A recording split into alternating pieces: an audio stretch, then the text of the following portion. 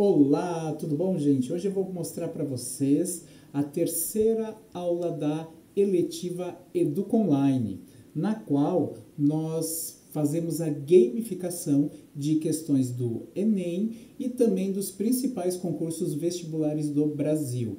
Eu vou cuidar neste vídeo apenas da minha parte, que são as questões de língua portuguesa e também coloquei duas de filosofia, né? Disciplina na qual eu também sou habilitado, graças a uma pós que eu fiz.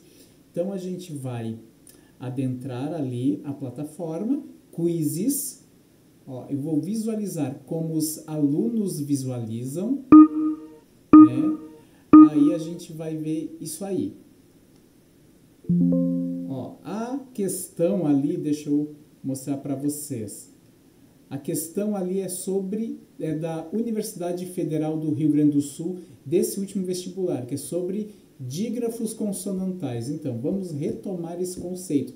O que é um dígrafo? Dígrafo é quando duas letras, eles correspondem a um único som. Isso acontece bastante na língua portuguesa. Os dígrafos consonantais mais assim emblemáticos são os dois S's, que eles correspondem a um único som de S, o som de S, os dois R's, que eles correspondem a um R forte, o NH, que ele corresponde a um único som, tipo nhã, o LH, que também corresponde a um único som. Temos também, às vezes, aquele grupo GU e QU, que eles correspondem também a um único som algumas vezes. Antes do famigerado acordo ortográfico da língua portuguesa, nós tínhamos o trema, aqueles dois pontinhos em cima do U, para indicar que esse U ele é pronunciado. Só que o novo acordo aboliu o trema. E quando é que a gente vai saber que o U ele não é pronunciado como na palavra queijo? O QU de queijo, ele corresponde a um único som, a um som de K, queijo. Você não pronuncia o U. Então nós temos duas letras que elas correspondem a um único som. Isso que é um dígrafo. Como a palavra carro. Quantas letras temos na palavra carro? C, A, R, R, O. 5 letras. Mas quantos sons que saem da palavra carro? O som do C, o som do A, os dois R's eles correspondem a um único som e o som do O. Carro, 5 letras mais 4 fonemas, 4 sons. Tranquilo? Então a gente vai ver isso na questão da Universidade Federal do Rio Grande do Sul, na URGS, a famosa URGS. Vamos analisar cada uma das questões. Aquele, o QU aqui tem som de K, ou seja, é um dígrafo. A palavra significativo não temos dígrafo, pois todas as letras são pronunciadas integralmente e considerar-se. Temos o dígrafo dos dois S's aqui. Então não pode ser essa alternativa porque ela pede somente dígrafos consonantais. Velho, vinhos, temos dígrafo, LH, NH, e o hábito. O H aqui, ele não é fonema. Ele está ali por uma questão etimológica, ou seja, de origem da palavra. Agora, a alternativa C. Chegava, o CH, ele corresponde a um X, portanto é dígrafo. Apanhava, um NH, um som só. E o nosso dos dois S é um som só também. Temos a alternativa certa ali. Que maravilha, né? Temos então a questão da URGS sobre dígrafo. Outra da Universidade Federal do Rio Grande do Sul. Uma palavra formada por derivação prefixal e uma palavra por derivação sufixal. Retomando, o que é derivação? Quando eu crio uma palavra a partir de uma outra que é chamada de primitiva, através do uso de afixos. O que são afixos?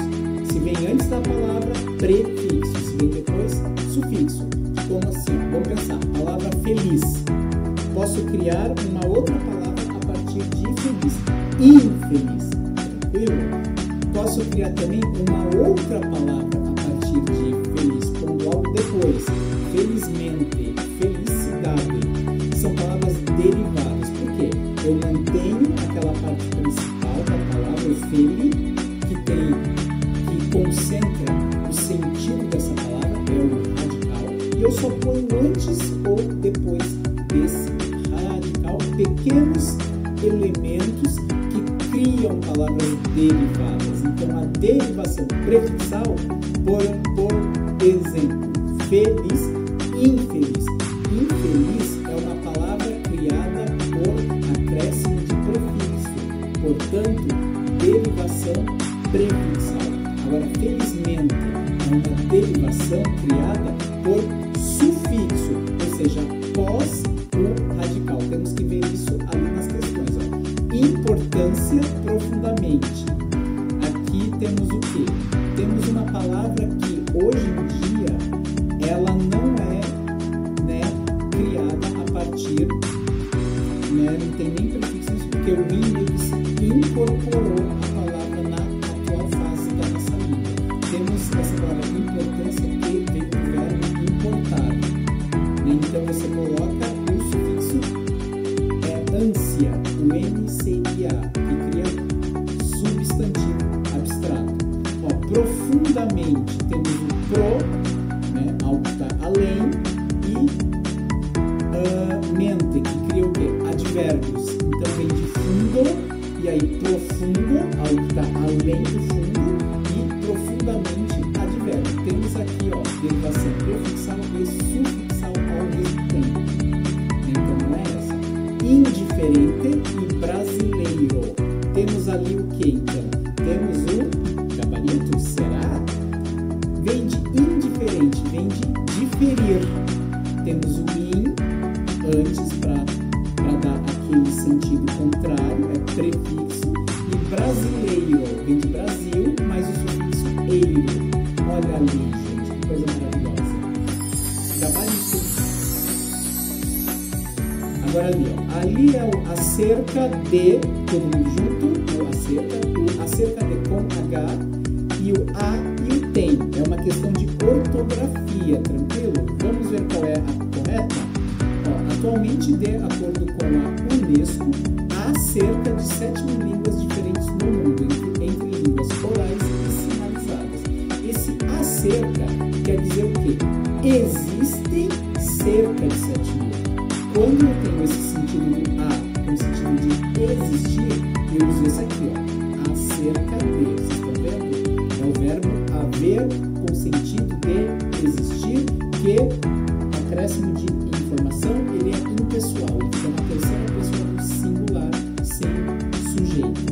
Então aqui eu tenho que ser o acerca de. Então a gente já eliminou essa e essa. Então só com a B e com a D. Ali. A ciência linguística, há tempos, aqui temos um outro uso do verbo haver, no sentido de tempo já passou. Há 2 anos, há 5 minutos, há um século. Então, assim, ó, é acerca de e o a. Ó, tem ainda a B e a D que está no páreo. Sentido de tempo transcorrido, ou seja, passado, verbo haver. Ó, humanos têm condições. O sujeito de quem é? Humanos. Está no singular ou está no plural? Plural. Então, tem usa chapéu. Porque o tem singular e o tem plural, eles têm o quê? A mesma pronúncia. Portanto, a gente usa o quê? A gente usa esse verbo, com sentido, plural. Então, eu coloco tem. Então, o gabarito é a B. Mas vamos ver a última ali? A última ali é o uso de crase. Assim se aplica naturalmente à investigação científica. Quem se aplica a alguma coisa. É de preposição e investigação no substantivo feminino, esses dois A se fundem e acento grave para indicar isso, que está ali, ó. Agora vocês estão vendo. Então a alternativa correta é a D de dado. Maravilha, gente! Ó, um memezinho para ficar feliz, todo mundo ficar feliz. Agora de filosofia. Então tem que ser textão, filosofia rola textão, não de português. Anaxímenes de Mileto disse que o ar é o elemento originário de tudo o que existe, existiu e existirá, e que outras coisas provêm da sua descendência. Então, há um grupo de filósofos, a partir do filósofo Tales, que eles são chamados de filósofos físicos. Por quê? Porque eles estudam a constituição do mundo natural. Então, muitos deles achavam que era o ar, que era o princípio que organizava tudo. Outros achavam que era a água, outros achavam que era a terra, outros achavam que o mundo ele é feito a partir de 4 elementos fundamentais. Então, esses filósofos que são antes de Sócrates, que é a próxima questão, eles são chamados de pré-socráticos ou filósofos físicos, porque a palavra física em grego significa o quê? Natureza. Então, esse filósofo ele vai falar o quê? Ele vai atrás do princípio gerador do mundo. Aí depois, tem um outro apanhado de um outro filósofo. Basílio Magno, filósofo medieval, escreveu: Deus, como criador de todas as coisas, está no princípio do mundo e dos tempos. Com parcas de conteúdo se nos apresentam em face desta concepção as especulações contraditórias dos filósofos, para os quais o mundo se origina ou de algum dos 4 elementos, como ensinam os jônios, ou dos átomos, como julga Demócrito. Na verdade, dando a impressão de quererem ancorar o mundo numa teia de aranha. Esse filósofo, então, ele faz o quê? Ele faz uma crítica aos filósofos físicos que estavam atrás da procura do princípio formador do mundo. Então, ele substitui todas essas especulações, todas essas hipóteses antigas por uma hipótese dele, Deus. Porque não deixa de ser hipótese. Para a filosofia, Deus ainda é uma especulação, é uma hipótese. Então, ali, filósofos dos diversos tempos históricos desenvolveram teses para explicar a origem do universo, a partir de uma explicação racional. As teses de Anaxímenes, filósofo grego antigo, e de Basílio, filósofo medieval, têm em comum na sua fundamentação teorias que eram baseadas nas ciências da natureza, somente os físicos, não este medieval. Então essa é uma resposta incompleta, não é certo? Refutavam as teorias de filósofos da região, em parte, só pelos antigos, não pelo medieval. Resposta também incompleta. Defendiam que Deus é o princípio de todas as coisas, somente o medieval postula isso. E a última postula um princípio originário para o mundo. Sim, ambos querem o quê? Saber o que constituiu o mundo como nós o conhecemos. Maravilha, gabarito. É do Enem. Agora é Sócrates. Uma conversação de tal natureza transforma o ouvinte. O contato de Sócrates paralisa e embaraça. Leva a refletir sobre si mesmo, a imprimir a atenção uma direção incomum. Os temperamentais, como Alcibiades, sabem que encontraram junto dele todo o bem de que são capazes, mas fogem porque receiam essa influência poderosa que os leva a se censurarem. Sobretudo a esses jovens, muitos quase crianças, que ele tenta imprimir sua orientação. A questão é, o texto evidencia características do modo de vida socrático, que se baseava na contemplação da tradição mítica dos deuses. Não. Sócrates, inclusive, foi condenado à morte porque ele ridicularizava a religião. Por quê? Porque ele fazia, com aquela frase clássica dele, só sei que nada sei, ele ia perguntando para as pessoas aquilo das quais elas tinham muita certeza. E aí ele fazia o quê? Desmontava essa certeza. E as pessoas ficavam o quê? Pistolas, ficavam bravíssimas, coléricas. E aí Sócrates foi considerado o quê? Um perigo para as instituições, públicas. Religião, educação, coisas assim. Ele até foi acusado de corromper a juventude com as suas perguntas. dialético. O que é o método dialético? É o que Sócrates fazia. Sócrates paralisa e embaraça por quê? Porque ele dialoga. Dialética é quando eu tenho dois polos que se combatem até criar uma síntese ou uma nova ideia, né? Então temos aí gabarito. Tranquilo, gente? Espero. Agora é matemática, isso aí não me diz respeito, né? Espero que vocês tenham gostado desse vídeo e até a próxima.